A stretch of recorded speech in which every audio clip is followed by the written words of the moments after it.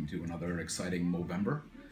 I decided to do something a little bit different this year, take it in a slightly different direction than the usual shave everything off, grow a crappy mustache, say nothing style that we all like to go for.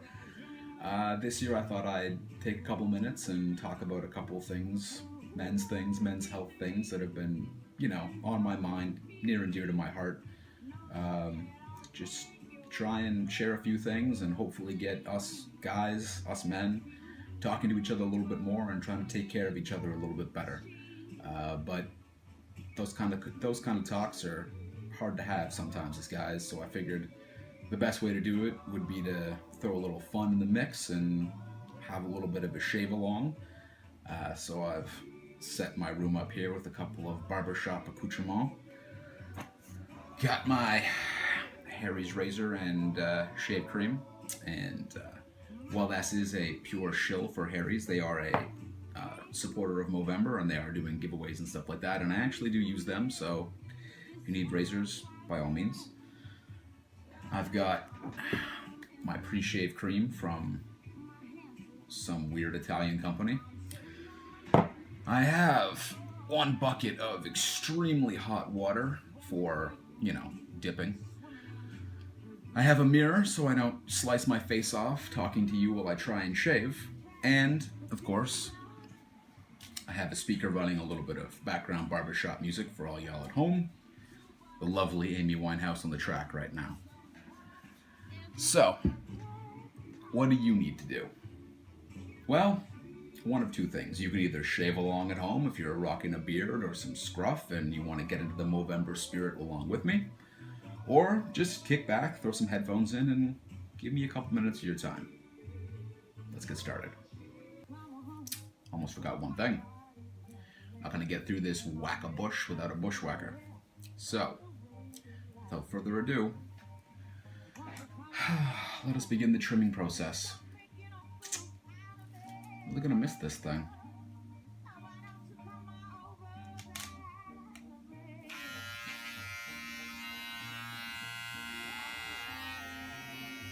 It's hard, guys. It's really, really hard. Gonna miss you, Beardy. Whew. Gonna miss you.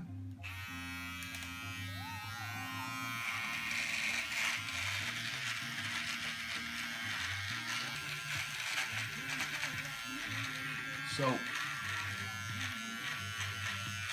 why Movember, right? Why bother? So the way I see it is, it's a month where we address men's issues by focusing on something that really only men can do, which is grow luscious, or in some cases, very predatory looking mustaches and other weird facial hair.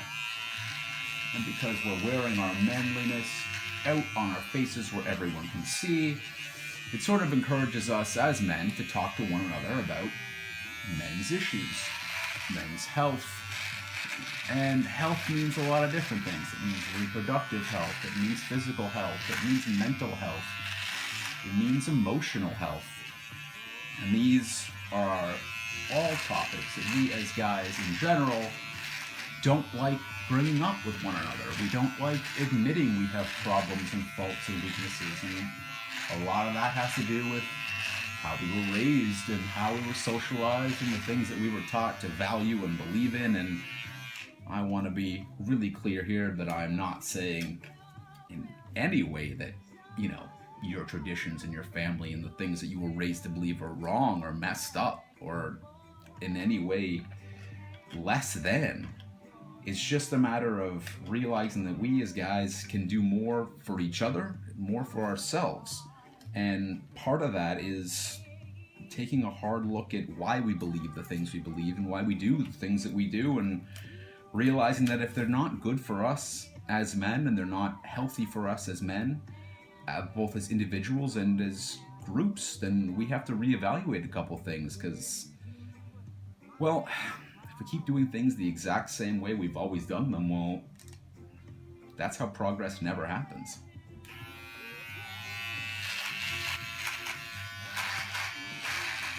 So let's start with the easy one.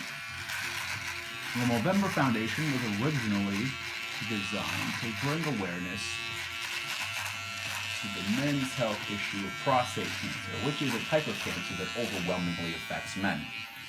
I will say that there are members of my family with enlarged prostate issues. There have been cancer scares in my family involving prostate issues and prostate health, and so I've always been a proponent of, careful and early prostate screening. But the Movember Foundation realized that most men don't like going to the doctor in general, and certainly don't like going to have their prostate checked, which involves, fingers and areas and tough questions about how much you're peeing and what it feels like when you pee and whether it hurts and whether you're pissing your pants and stuff. And, well, if you're having any of those problems, no guy really wants to have to admit to usually another male doctor that they're having those problems. Because again, nobody wants to feel weak, and nobody wants to feel useless, and nobody certainly wants to feel like a burden. In the recent years, the Movember Foundation has also moved on to addressing the important issue of testicular cancers, which obviously only affect men. And they affect men, I think this current statistic is 50% of male testicular cancer cases occur between the ages of 20 and 34 or 20 and 35.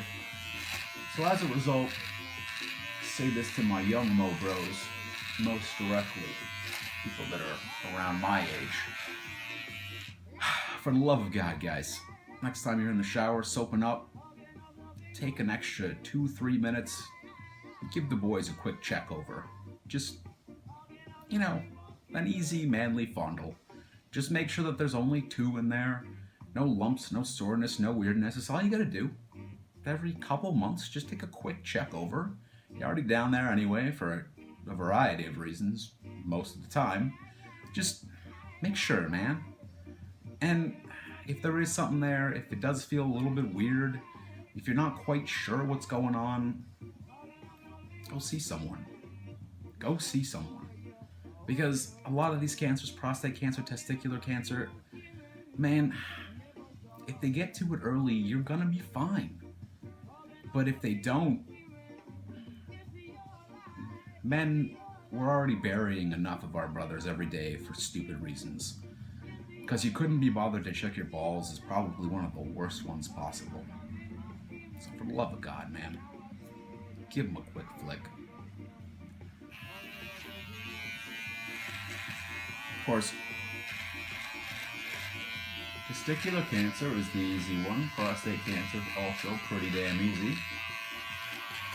But they all presuppose one big thing, and that is that you are actually going to see a doctor, that you have a doctor, a family doctor, someone that you can, bring these problems to and not feel weirded out because you've got a relationship with them. Someone you're comfortable opening up to. And of course, most men aren't comfortable opening up, period. But we'll talk about that in a couple of minutes. For right now, on the pure physical health tip, I'll say this. If you don't have a doctor, if you don't think you need a doctor, because you don't feel sick, because you feel fine, because you're healthy and young and male, I want you to remember that, as with most things, an ounce of prevention is worth a pound of cure. You need a family doctor. You need someone you can go and talk to about your physical problems. You need someone who has a history of your illnesses so that when you do get sick, when God forbid you do get really sick, they know what's been going on with you for the past 1, 2, 5, 10, 20 years. And they can make an informed opinion. They can make an accurate diagnosis and an accurate treatment plan for you because they know what the fuck is going on. And that's not to say that it isn't hard being a Canadian to find a family doctor these days. There is a family doctor shortage. But, man, we'll do hours of research to find out which portable speaker is better than the other one. We'll hunt down flyers for sports equipment because we don't want to pay full price. It's worth it to the meat bag you live in to spend some time hunting down a doctor that you click with and clicks with you and that you're comfortable seeing, because you're not going to get out of this thing, man. It's yours and you got to take care of it. I see young men every day on the street who are already, hunched over, out of shape, unhealthy, and I think in 40 years, these are going to be the guys that are walking with that walker thing and their back all fucked up, hobbling down the street thinking, man, I wish I could stand up. I wish I could still run. These things don't creep out of nowhere, guys. They start very, very early on in life, and they require hard choices, good choices. And those choices are about taking care of yourself, realizing that you're the only person who gives as much of a fuck about your body as you do. Because it's yours. It belongs to you, and you gotta take care of it with the same love and attention as you do your collectibles, your computer, your car, all the things you love in your life. Put all that energy, that same verve, into taking care of this thing. Because that's what's gonna serve you the longest.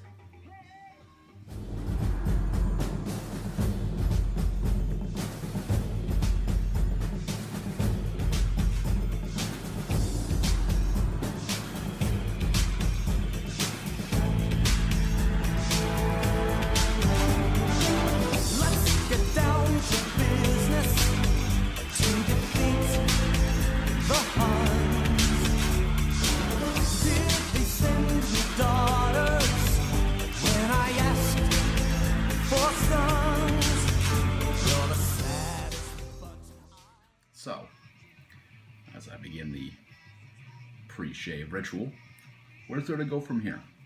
Well, the next logical step after physical health is to talk about mental health. And this, in a lot of ways, is an even harder conversation for most guys to have.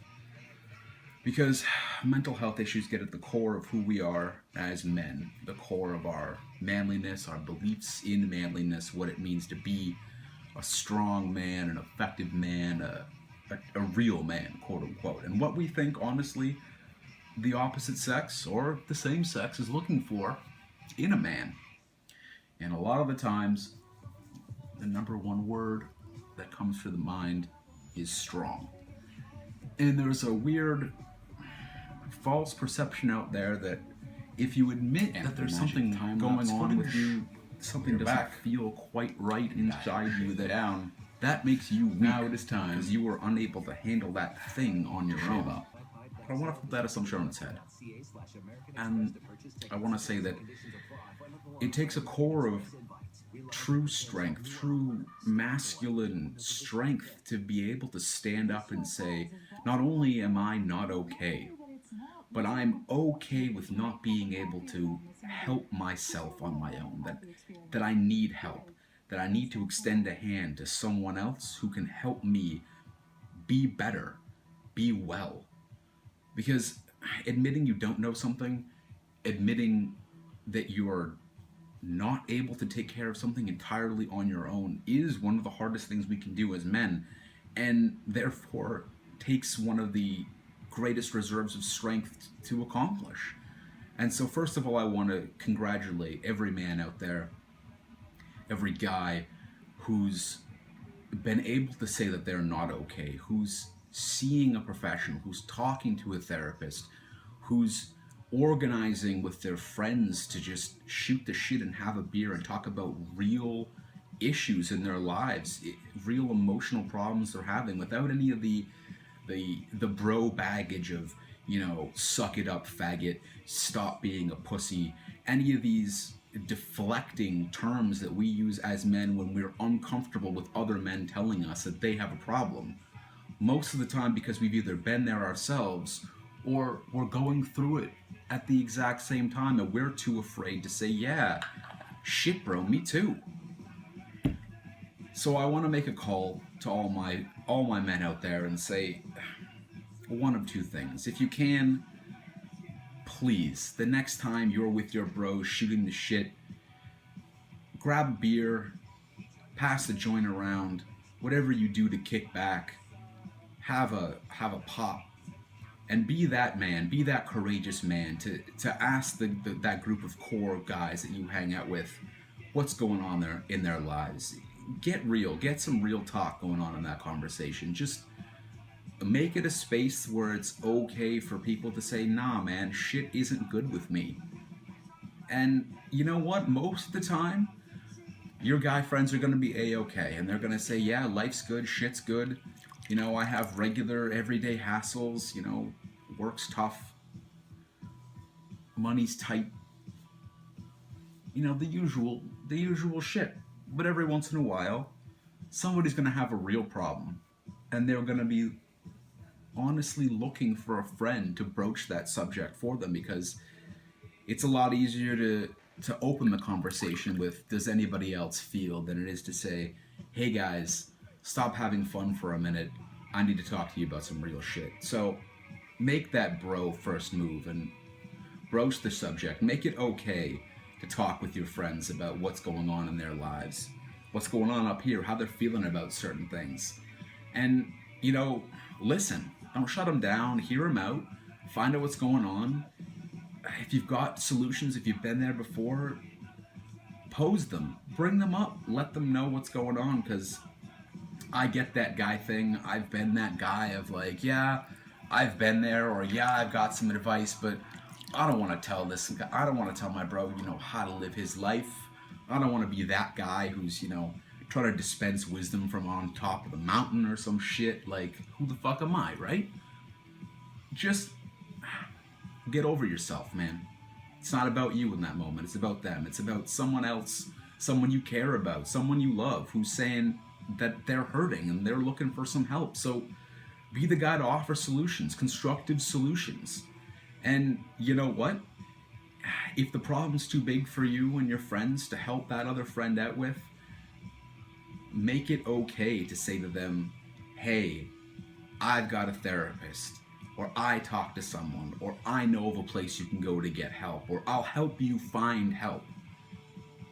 Give them the tools that they're searching for if you can't provide that help for yourself, because that's just as important as making it okay for them to share with you, is making it okay for them to share with somebody else. Because one of the things that I swear to God puts us in an early grave is this need to bottle everything up, pretend like shit's okay, because, I don't know, if it got out that we weren't 100% capable of taking care of all our own shit at all times, then no one would fuck us, or no one would take us seriously, or we wouldn't get that promotion, or, you know, our friends would start thinking of us differently. Like, we have to, as men together, get over that bullshit. We have to change the way that society approaches men and men's mental health issues. And we have to stop agreeing with a society that says, oh yeah, it's totally normal to stigmatize the fact that you're depressed, or you're suicidal, or you're lost, or you're just fundamentally sad or confused or scared, because that's not how men do things. Men don't feel, and they sure as shit don't feel any of those pussy ways. And the more we feed into that narrative, the more we make it real, the more we make it acceptable for guys to tell other guys to do shit like suck it up. The more we make it okay to teach our young boys and our young men that asking for help is weakness, and having problems beyond, you know, a torn MCL or a busted shoulder or anything besides weakness, that the only kind of pain a man can be in is physical pain. Because if you're a man, you know deep down that's complete bullshit. And you're doing no favors to anybody else by perpetuating it. So, on the real, at the bare minimum, just stop putting that shit out there in the world, man. Well, talking a lot so far about, you know, micro issues. Things going on with yourself, things going on with your friends, things you can do, you know, within your own small circle to make things a little bit better for men in this world. But I want to take a moment to just talk about broader men's issues and remind everybody that homelessness is a men's issue. Mental health in general, societal mental health and mental health facilities, the access to those kind of things is a men's issue. Joblessness is a men's issue. Reproductive health of our society, sexual health is a men's issue. And these are things that we as guys need to be tackling more, being more on the forefront of. And, you know, I want to start with the hardest one, I think, and that's homelessness. By homeless people probably every day of our lives.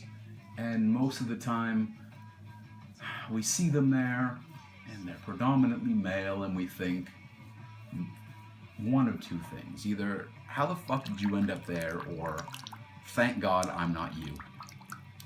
And those are two very normal, very human reactions to, you know, tragedy staring you right in the fucking face. And more often than not, you know, we don't throw that dollar in the cup, and we don't stop and find out what happened to bring that person to that stage in their life.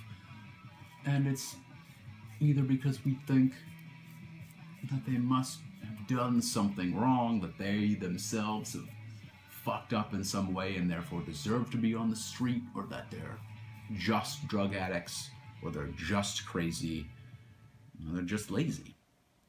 But the truth is, homelessness is a societal problem. It's an endemic problem. It's something that we've dealt with poorly for generations. And in this modern world of ours, in this glorious future where I'm talking to you through a tiny phone that's going to upload this video to the internet so I can hopefully reach as many men as possible, we still have men sleeping in garbage bags, curled up in windows, out on the street trying not to freeze to death. We got to do more. And I don't mean we as a general nebula society. I mean we as the male members of the society, realizing that homelessness is a men's issue, have to do more to address the underlying causes of homelessness. Because yeah, there but for the grace of God. So I'll say this to everyone that doesn't want to throw the dollar in the cup, and I understand why, because you're not really sure where that dollar is going to go, if that dollar that you give that person is actually going to end up helping them. I'll ask you to do this.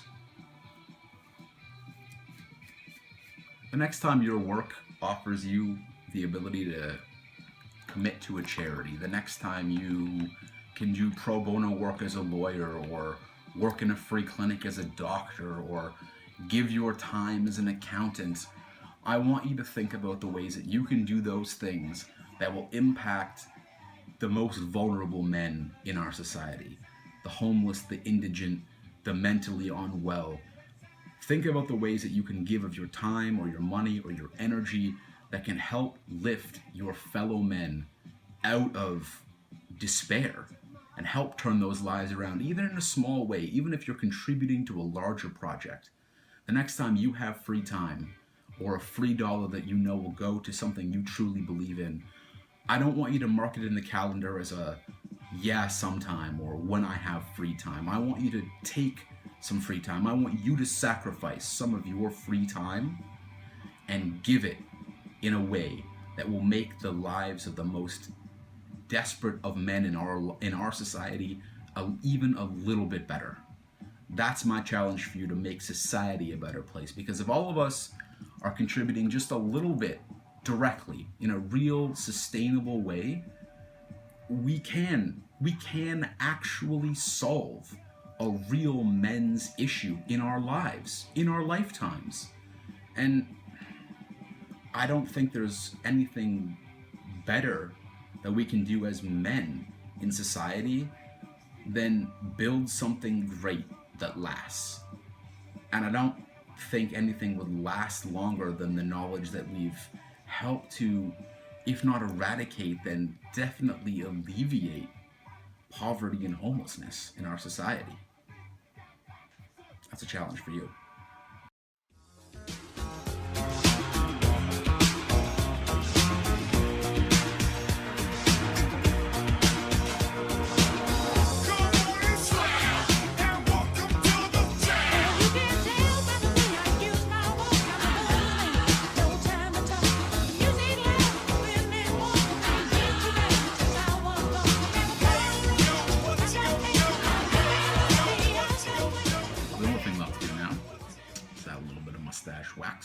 equation, and take care of the one topic that I've intentionally left for last, and that is sex and dating.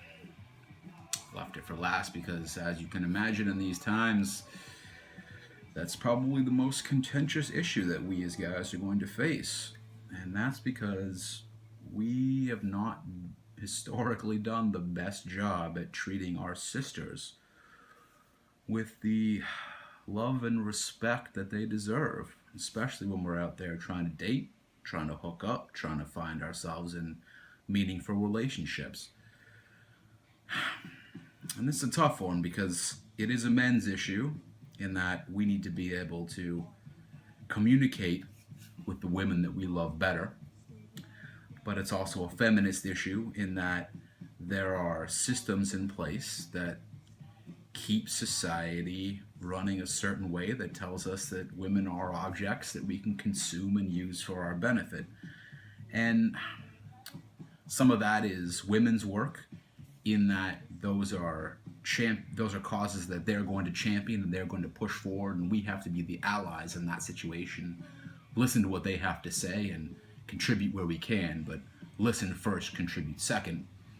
And some of them are men's issues in that there are areas where we as guys can take the lead in saying to the men around us that it's not okay to do weird shit like catcall or do the 360 spin and turn as a girl goes by to check out her ass because you don't think she can see you. But I don't know, guys, if you've ever been checked out by anyone of any sex, age, or gender, you know when you're being checked out. It's a weird human thing. It's not a guy thing or a girl thing. Like, you are aware when eyes are on you, and it feels weird. So we have to be saying to our fellow men, and especially to our young men who are just, learning from us what's acceptable in the dating world and in approaching women and in having good sex, that, these times they are a-changing, as the song goes, and there are better ways to interact with women. There are, frankly, more direct, less creepy ways to get a woman's attention than any of the sort of dinosaur man tactics that we've been brought up to assume are the way to go about things. And of course, I'm saying all this as a straight white male, and there are cultural differences, and there are definite differences when it comes to different orientations in terms of, I obviously have no fucking clue what the dating scene is like for gay men. I would appreciate it if, men of different genders and sexual orientations take the time to make Movember videos of their own and share their experiences and what's sort of expected and frowned upon in their particular culture, so we can share a little bit of more knowledge between each other. But, just speaking as the average straight white guy, even if I'm only talking to other average straight white guys, dating, first of all, is not a zero-sum game in terms of love and affection. Yes, there are a finite number of people out there in the world, and yes, the majority of them are going to think that you're creepy and weird because there are too many permutations and variations on personality and looks and preferences for you to expect that even, 5% of all women in the world are going to find you to be their version of the perfect man. But that's not an excuse to become sullen and resentful about it, or to turn into one of these, weird troglodyte fucks who are walking down the street, mentally jerking their dick to every girl they see. Because again, chicks pick up on vibes like that, man. They know what's going on. They're not idiots. When it comes to dating, we as guys need to be a little bit better about putting our cards on the table and being okay with rejection coming out of honesty.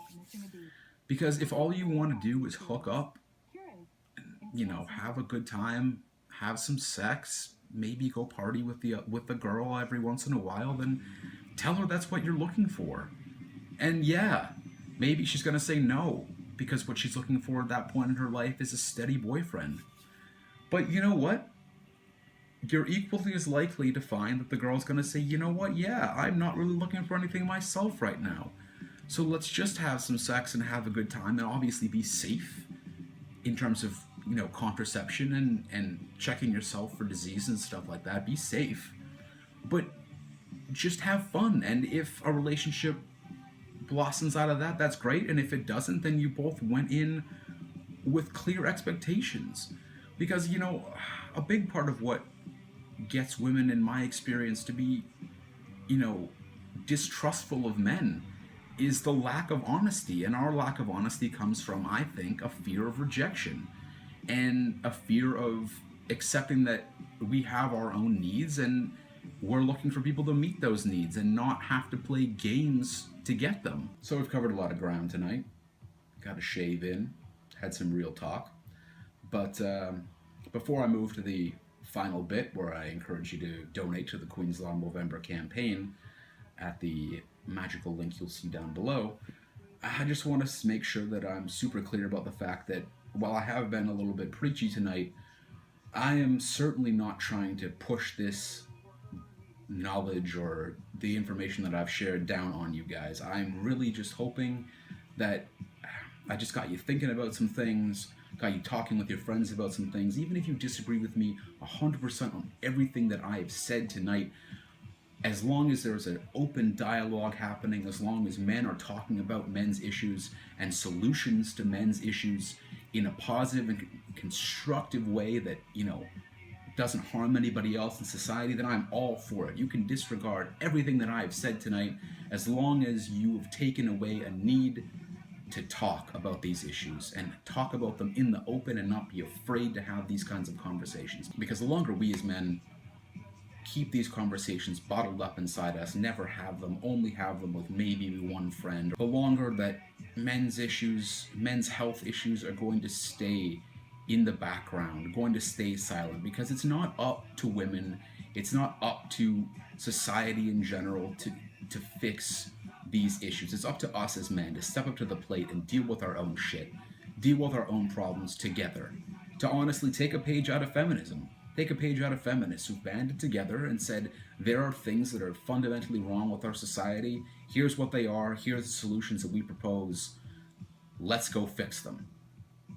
And you can disagree with them, but you better have constructive solutions of your own. And I think that's all that we need as men to do, is to be able to come out together and have these sorts of constructive conversations. And I will also say, of course, that I am fully aware that all of my sort of talking points and my opinions on these matters are shaped by the fact that I grew up in Canada, that I grew up a white person in Canada, that I grew up a man in Canada. And that people's experiences around the world as men are going to be different. And again, if you're a gay male, if you're a racialized male, and you feel differently, or you feel like your race experience or your orientation experience can add to the conversation and bring things to light that I didn't even think about as a straight white guy, please, for the love of God, share them with me, share them with the world. Start talking about it. Start talking about it with your friends, with your white and non-white friends, with anybody you can, because we need more dialogue as men, between men, and we need more action as men to move us as a gender forward into the 21st century in a positive way, in a way that makes us proud to be men and makes us proud to raise a next generation of young men. So if any of this has resonated with you at all, if you like the way my mustache looks, if you hate the way my mustache looks, I want you to go to the Movember campaign link down below. You'll find a little bit more information in the comments of this video as well. And I want you to make a donation. And that donation can be 50 cents, $1. It can be literally whatever you can spare. If you know me in real life and you don't have access to a credit card, or you don't feel comfortable putting a credit card online, you come find me. I can take cash donations. I am taking cash donations. I will donate them all. If you don't like the Movember campaign, if you don't like what it stands for, if you think your dollar would be spent better somewhere else, by all means spend it there. But please, just don't leave that money in your wallet sitting around. Skip a beer, skip a couple beers this month. Put them towards a worthy cause. Movember is one of them. I'm sure there are many others out there. Just make a difference. Make a difference in your life. Make a difference in another man's life. help us. Help us help you, man. We're all out here together. I'll see you next time.